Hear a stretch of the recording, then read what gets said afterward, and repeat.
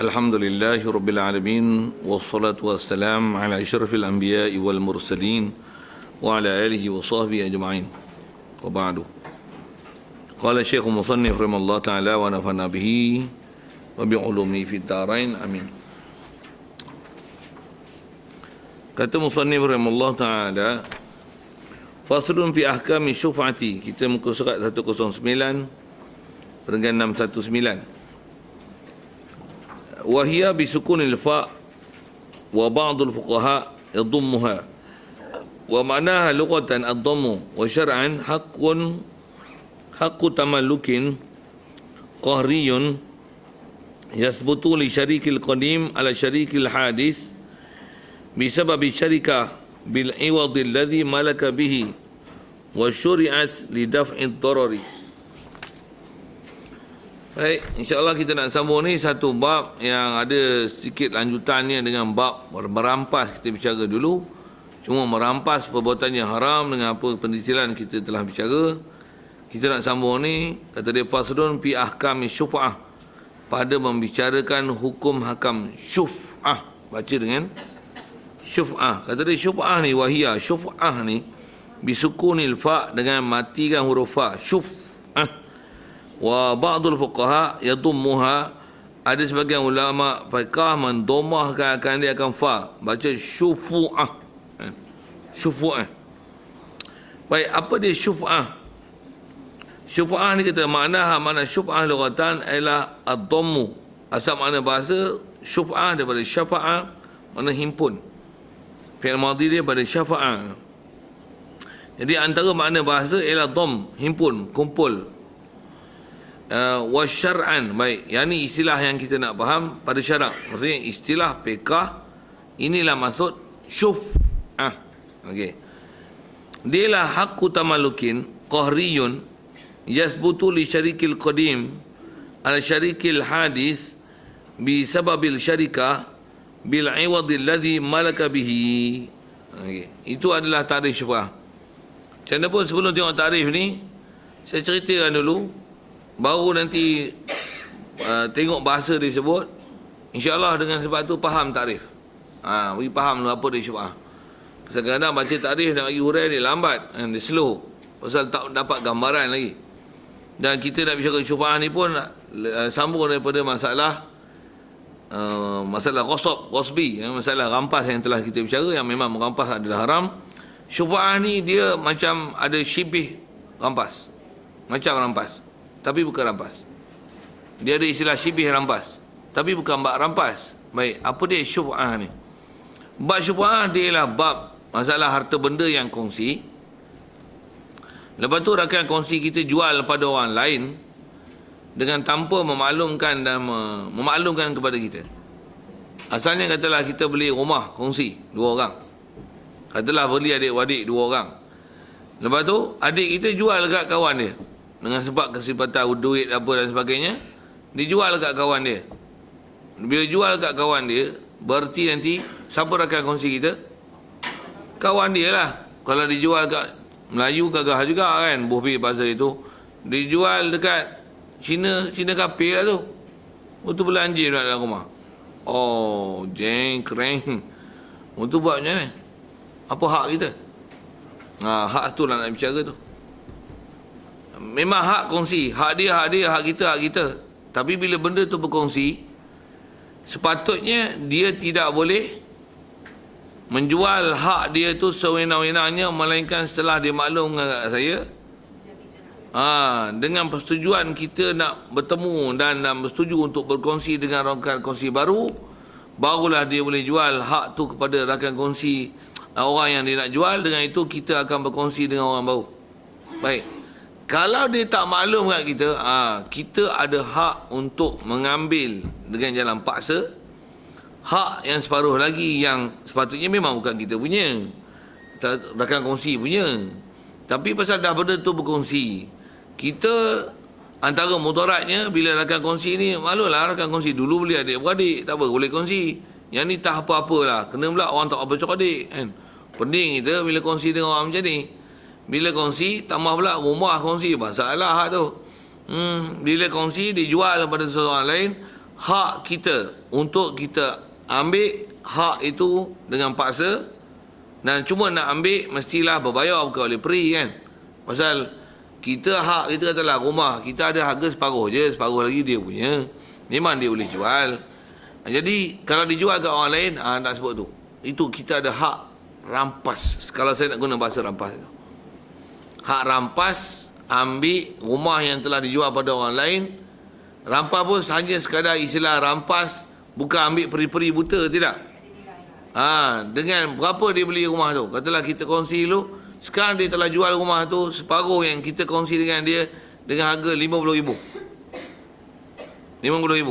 Jadi kita ada hak untuk ambil rumah tu keseluruhan kita punya dan bayar balik RM50,000 yang telah dibayar pada kawan dia, yang dengan sebab tu kononnya dia nak guna bahasa pindah milik lah kepada rakan kongsi baru tu.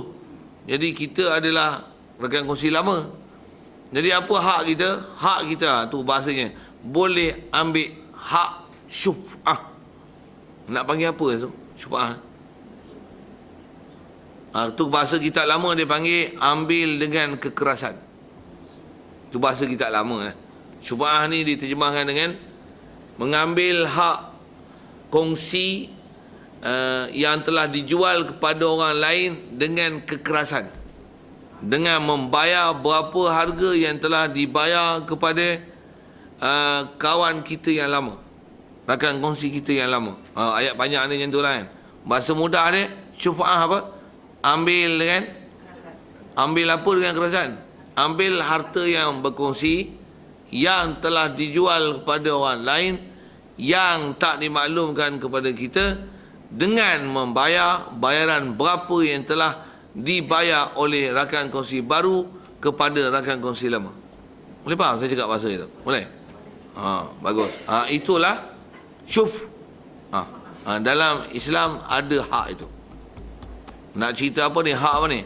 Inilah hak bagi rakan berkongsi. Tapi kalau duit tak ada, melopong lah kita. Melopong apa?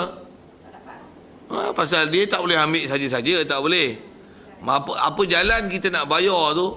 Kadang-kadang kita bukan ada duit cash money nak bayar.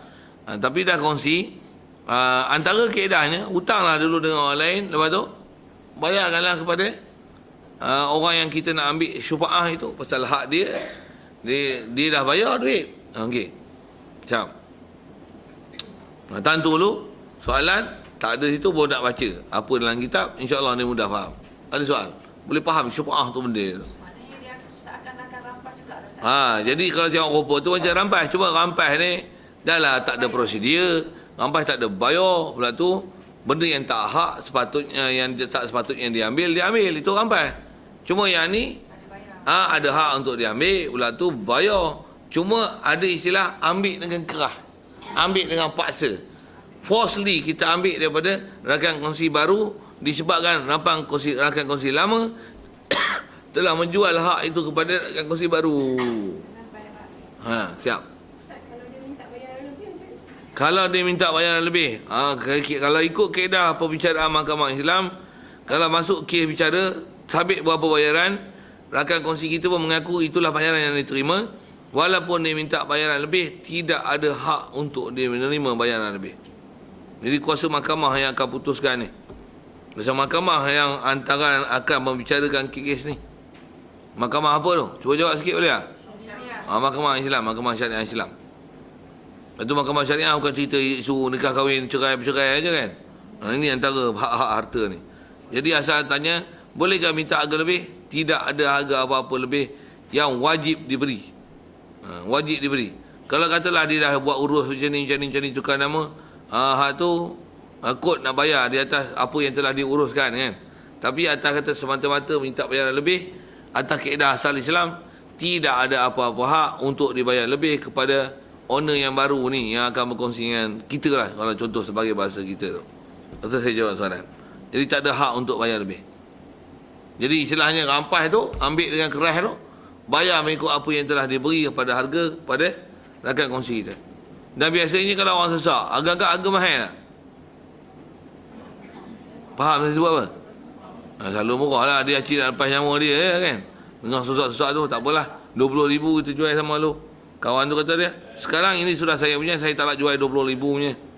Saya mau jual 200,000. Wah. Ini kasih mampu orang mah. Mampu tak mampu kita mau jual 200,000. Mau ambil tak mau ambil sudah. Wah, dia sudah jual mahal mah. Boleh tak? Guna mahkamah untuk ambil syubhah? Boleh. Sikit soal. Mahkamah kita ada? Ada orang mahkamah ni? Itu tanya orang bank. Tak ada orang mahkamah ni. Orang mahkamah tak payah mengaji tu. Payah. Patutnya dia mula kena mengaji bab ni kan. Kita tolong baca untuk dia orang je. Pasal saya bukan duduk mahkamah. Sepatutnya orang duduk mahkamah pun dia kata, oh ada hukum Islam ni. Awak pula tak ada. Kau yang buat bodoh. Islam dah merintah lama weh. Sampai ada kerajaan Islam apa? Osmaniyah, Turki. Apa lagi ha? Kerajaan Abbasiyah ada. Bani Umayyah ada. Kerajaan apa lagi? Ada Sultan di Sepanyol tu. Kerajaan Abdul Rahman yang diasaskan oleh Sultan Abdul Rahman Ad-Dakhil. Ada pernah dengar itu? Tak pernah belajar sejarah dong ni. Belajar sejarah Wijaya. Sriwijaya, Majapahit, Funan, Temasek. Sejarah macam tu tak pernah belajar saja usik-usik sejarah kan. Saya pun belajar sejarah tak. Saya belajar sejarah tu. Ada yang belajar masa sekolah menengah dulu pun ada pelajaran macam tu kan. Sekarang tak ada lah pelajaran tu. Sekarang tak ada lah pelajaran tu. Satu orang tak tahu sejarah Islam tu. Waktu belajar pula, lanjut belajar ambil STP, sejarah Islam. Ada sejarah Asia Tenggara pun belajar juga sejarah Majapahit, apa benda lah. Waktu belajar sejarah Islam. Jadi, adalah advance bahas sejarah sikit tu. Tu pun cuma sekadar nak sebut. Ada ke pemerintahan Islam yang mentadbir negara Islam dulu? Ada. Awak pula tak ada tu, ada hukum tu. Pula tu, tak ada ke Nabi ajar? Awak Nabi tak ajar pula. Nabi ajar semua. Okey. Ya. Okey. Ada soal itu? Boleh? Boleh kait dengan orang yang suami isteri buat luar rumah sama Ustaz. Kita bergaduh cerai, seorang tu lah. Ya, salah, betul. Maksudnya apa-apa istilah ada hak sepencarian. Macam tu lah kan bahasa kan. Memang dulu loan pun bukan dua nama kan. Ataupun satu nama tapi pakat bayar. Jadi ada hak tu. Jadi kalau kata dia nak jual pada orang lain, dia kena tanya kita dulu lah. Untuk berapa kena bayar ganti rugi apa-apa tu ya. Jadi kalau nisbah asal mahkamah Islam, dia ada hak syubhah itu. Kalau mahkamah Islam tak ada ni macam mana ni? Mahkamah sivil je ada macam mana? Dengar elok. Kaedah kita kena selesaikan hubungan hukum Islam. Walaupun ada mahkamah sivil. Jadi kita janganlah gunakan mahkamah sivil itu untuk menegakkan benda basah kita. Bila benda itu adalah mahkamah dalam mahkamah Islam meluluskan apa yang sepatutnya. Kalau kata andai ada kata mahkamah Islam, cuma tak ada mahkamah Islam, tak ada undang-undang sepatutnya, abaikan je mahkamah sivil tu. Siapa? Buat sakit kepala mahkamah sivil ni. Banyak benda-benda yang tak salah, yang tak menempati kaedah-kaedah syarak. Tu tak payahlah gunakan tuntutan, gunakan mahkamah. Cuma kita orang mengaji, sama-sama mengaji, sama-sama faham, cabar dia dalam beriman, kau beriman dengan Allah Ta'ala, beriman dengan Rasul, ikut tak hukum Allah Ta'ala yang betul. Kalau ikut Allah Ta'ala betul, cabar kau ikut hukum Allah Ta'ala ni. Berhubung bahasa mencabar ni. Pasal kita nak tuntut hak kita balik, apa yang sepatutnya dituntut. Dia nak guna kuasa mahkamah. Mahkamah ikut jaga mahkamah, mampulah kita. Itu yang saya dan saat rehat tadi, ada Facebook, dia orang share. Siapa nama India tu? Yang suri rumah. Manjung, kawasan Manjung. Ada India jugalah yang buat kesnya. Nak sebut pun tak apa elok isu lah, tapi saya nak sebut hukum ni sikit. Ada suami dia tak ada rumah, jadi ada orang lelaki India lain menceroboh masuk rumah. Jadi nak buat benda tak elok dengan dia lah kan. Dia bertahan diri, tepak terajang apa, dan sebar tabur cabai kat muka. Waktu kawan tu masih nak berkeras nak buat benda tak elok kat dia. Ini cerita India ni, kan cerita orang Islam ni. Waktu dapat katok mampus. Salah dalam hukum Islam. Ayat tu best lah. Mempertahankan diri tu. Dia didapati bersalah, memang dia salah, mengaku dia yang bunuh kan. Sepatutnya macam mana? Dibebaskan, dah mati tu percuma tu. Orang yang nak buat tu. Pasal dia nak bertahankan diri. Dari segi kaedah macam mana? Sepatutnya hukum Islam macam mana? Kalau kata laksana hukum Islam, walaupun dia hukum kafir, tapi kalau diadili dengan mahkamah Islam, macam mana perempuan tu? Dibebaskan tanpa apa-apa tuntutan, tak ada apa-apa dibayar kepada dia. Apatah lagi orang Islam lah. Okey, yang ni orang kafir, diberi hak-hak itu. Pasal dia dizalimi sepatutnya. Jadi dia bunuh tu Bukan saja-saja nak bunuh. Ada orang ceroboh masuk rumah dia. Masuk dalam premis dia. Masalah nak rampas. Bahkan nak ceroboh kehormatan. Macam mana? Oh, dia pertahan diri pula. Mampu orang tu. Sepatutnya percuma. Percuma. Tapi mahkamah telah jatuh hukuman penjara pada dia. Mahkamah sivil lah. Macam mana? Itulah hukum Malaysia. Malaysia boleh. Satu. Okey. Saja saya suka problemnya tu. Dalam Malaysia. Satu, kalau orang kafir macam ni kan, cuba kita suggest kata kalau hukum Islam bukan macam ni punya hukum. Macam mana? Dia sokong tak? Tapi lah taklah. Tapi kita tu lah orang Islam, kita tak mau hukum Islam ni. Payah pelak orang Islam kita. Sepatutnya. Okey, siap. Macam mana pun saya tanya ada orang mahkamah ni, tak ada? Orang mahkamah tak mau mengaji lah. Tu leceh lah. Tambah pula saya kata gini. Yang tu yang kafir. Yang kena jadi anaya itu. Yang jatuhkan mahkamah jatuh. Yang jadi hakim siapa? Melayu Islam pula tu.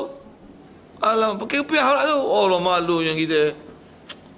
Apalah Malaysia. Ya.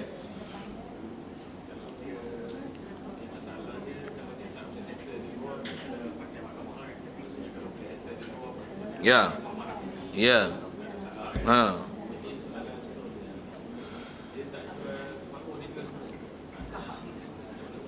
Jual semua lah lagi tu.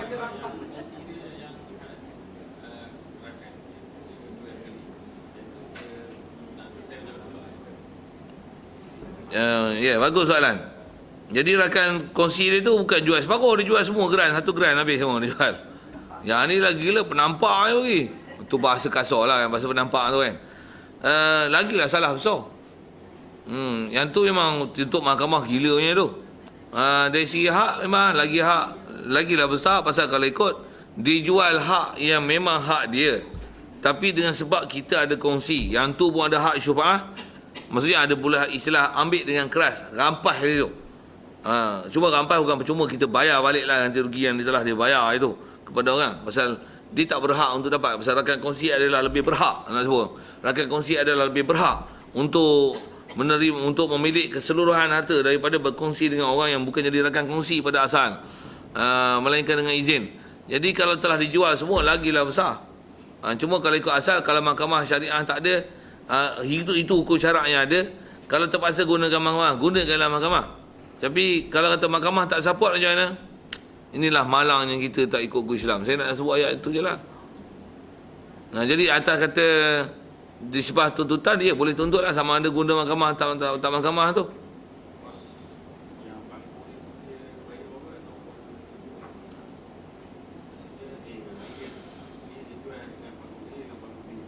Ya.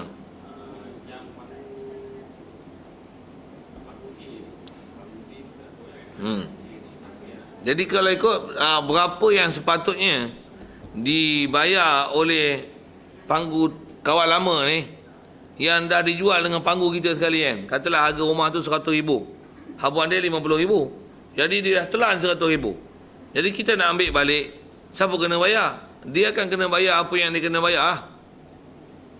Jadi kita kena bayar 50,000 je tu pasal panggu dia. Tu dia ambil 100,000. 100,000, yang 50 tu patutnya hak aku. Yang dia minta kat dia lah bayar. Jadi kita akan bayar 50,000 je lah. 50,000 lagi minta kat dia. Maksudnya dia telah telan apa sepatutnya dia telan. Itu kot kan. Jadi maksudnya nisbah kalau harga 100,000 tu, ada kongsi pula katalah 50-50. Jadi kita kena bayar 50,000 je lah. Separuh lagi minta kat orang tu lah. Pasal kita bayar tu maksudnya yang kita punya dah memang kita punya. Jadi 50,000 yang sepatutnya habuan dia, tu je dia boleh ambil. Tapi dia dah ambil 100,000. Minta tuntutan bagi mahkamah keluarkan surat kuasa untuk supaya rakan kongsi lama telah yang membayar apa yang sepatutnya telah ambil dengan harga 50,000 yang kita punya telah dijual tu. Yang tu lah. Kalau ikut asal prosedur mahkamah. Cuma mahkamah ada tak ada undang-undang ni saya tak tahu.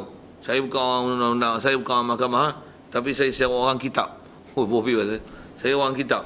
Saya baca apa yang dalam kitab, apa belajar dalam ulama kita ajar. Ambil pada Quran hadis ini, dia punya conclusion dia. Yang telah undang-undang ni telah dipakai dalam sistem pemerintahan Islam dulu. Kasih jawab soalan. Ada lain?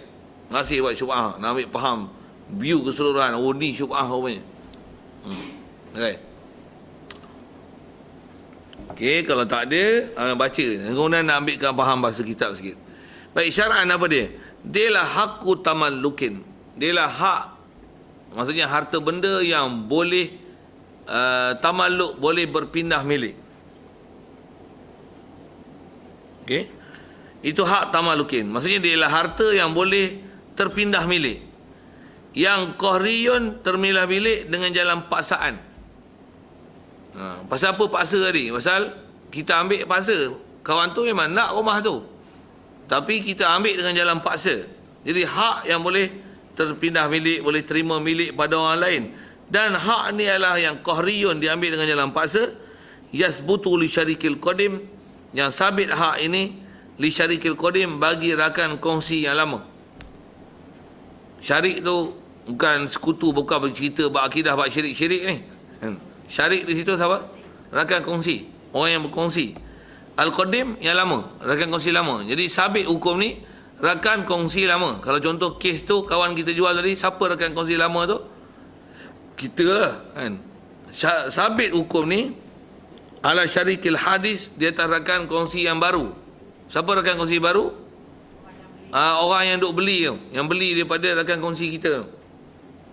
Itu adalah syarikul hadis. Saja nak guna istilah. Satu, saya dah ada sebut tadi, istilah orang lama, orang baru kan. Jadi istilah tu dipakailah dalam menghuraikan ayat ni. Siapa syarik qadim, siapa syarik hadis. Pasal kita nak belajar fakta undang-undang ni, mesti istilah undang-undang tu dipahamkan dulu kan. Kalau kita sebut, yang ni adalah sebagai pengusaha, yang ni adalah sebagai tuan tanah. Jadi bahasa pengusaha siapa, tuan tanah siapa. Inilah bahasa yang dipakai dalam artikel hukum, klausa-klausa ayat yang dalam penyertaan, dalam perjanjian nanti.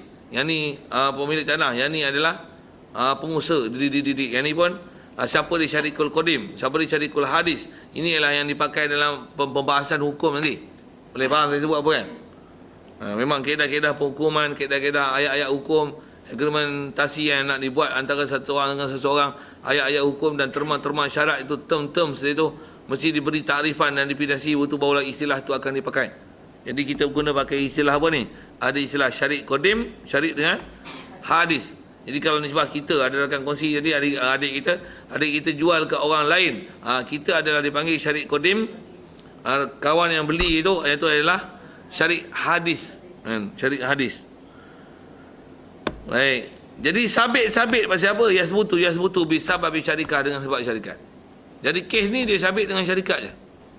Maksudnya mana-mana istilah ada kongsi. Cuma buat syarikat apa dia? Jumpa buat syarikat nanti insya-Allah. Mesti ada sabit perkongsian. Jadi kalau bukan kongsi, tak ada hak syubhah. Syubhah hanya ada dalam bab kongsi. Jadi kalau bukan bab kongsi, tak ada hak syubhah. Dan ambil tadi, dia yasbutu bil iwadi allazi malaka bihi, dengan bayaran iwad allazi, bayaran ini malaka bihi, memilik ia syarik hadis, bihi allazi. Tu tanya, boleh tak minta bayaran tambahan? Tidak ada bayaran tambahan, kerana mestilah untuk jadi nama milik dia, mestilah dibayar dengan bil iwad, dengan ganti rugi bayaran allazi malaka bihi, yang memilik ia syarik qadim, bihi malaka ia syarik qadim bihi, dengan dia dengan ma itu. Jadi apa yang dibayar? Kalau saya sebut contoh rumah tu harga sepatutnya 100,000, dia bayar 50,000. Jadi 50,000 itulah yang wajib diberi balik kepada syarik hadis itu, pasal itulah dia memilik dengannya. Siap. Masa baca macam tu boleh telan kot, pasal kita dah baca tak sikit gambaran tadi. Untuk tak tinggal nak baca kitab je, ikut istilah je susah. Ada istilah syarik qadim, syarik hadis. Sekali kalau saya sebut syarik qadim hadis tu, saya kongsi ada 2 wadik beli kereta, lepas tu dijual, lepas tu dijual kat kawan apa, kalau A saya, kita, kawan adik kita B, lepas tu dia sesak dijual dekat C.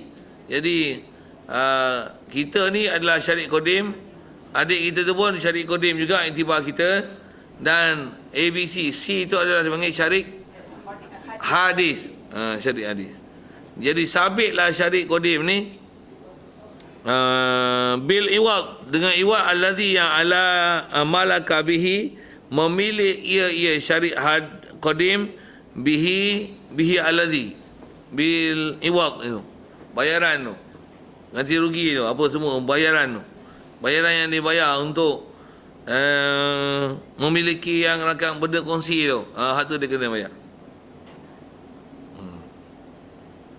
Jelasnya masalah syubhat.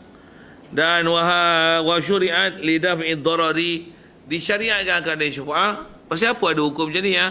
Antara sabitnya hukum syubhat ni ialah wa syuri'at, disyariatkan akan dia akan syubhat ni li daf'i darari, kerana nak menolakkan kemudaratan. Nak menolakkan kemudaratan. Kemudaratan mana? Kemudaratan orang yang memilih dengan berkongsi. Saya tengok berkongsi dengan orang lain yang tanpa dikenal pasti siapa rakan kongsi dia yang baru berbanding dengan kita sebagai rakan kongsi lama. Jadi antara syariat tu pasal nak menolakkan mudarat macam ni lah. Kalau sikit lagi panjang, mudarat apa yang jadi dengan sebab macam ni? Boleh tolong jawab? Mudarat dia akan sampai kelahi ya. Pasal orang baru tu tak ngam dengan kita pula apa lah kan. Yang lama pun katalah tak ngam, satu dia nak jual. Waktu yang baru pula lagi tak ngam gila. Tambah pula kalau macam jadi insiden jadi, dia bukan jual separuh, dia jual habis semua dengan harta-harta yang kawan dia punya sekali. Oh lagi masalah kelahi besar. Itu memang zalim besar. Kalau pakat boleh pakat. Itu yang kita belajar bab muamalat, ada istilahnya suluh. Suluh. Pakat macam mana? Kalau contoh pakat masa nak jual kan, tu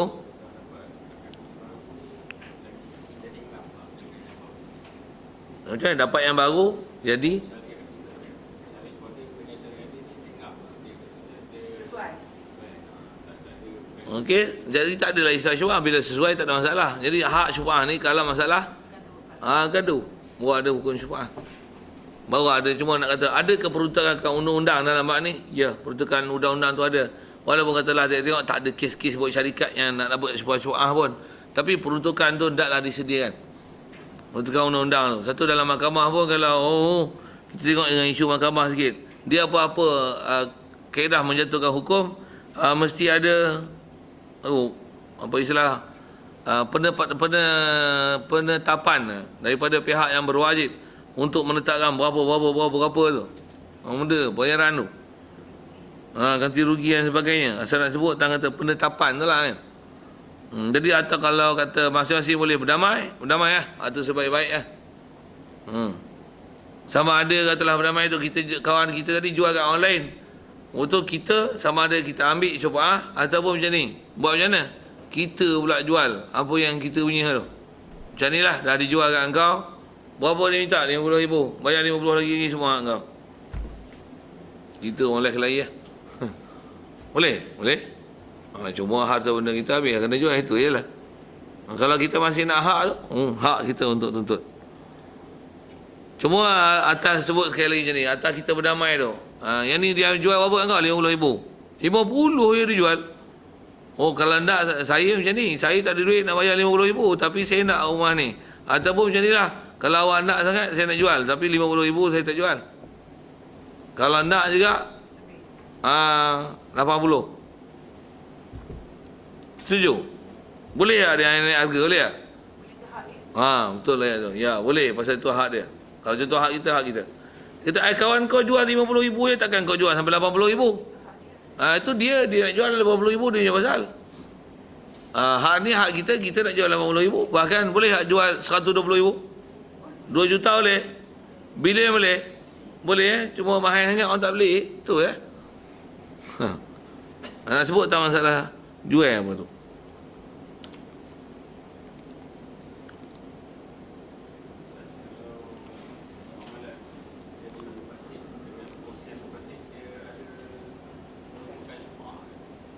Peruntukan jemaah syubhat.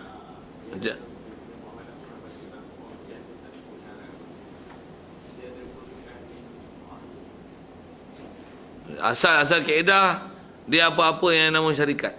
berkongsi. Dan milik tu pula tak pasti pada satu. Selalunya bab-bab lah.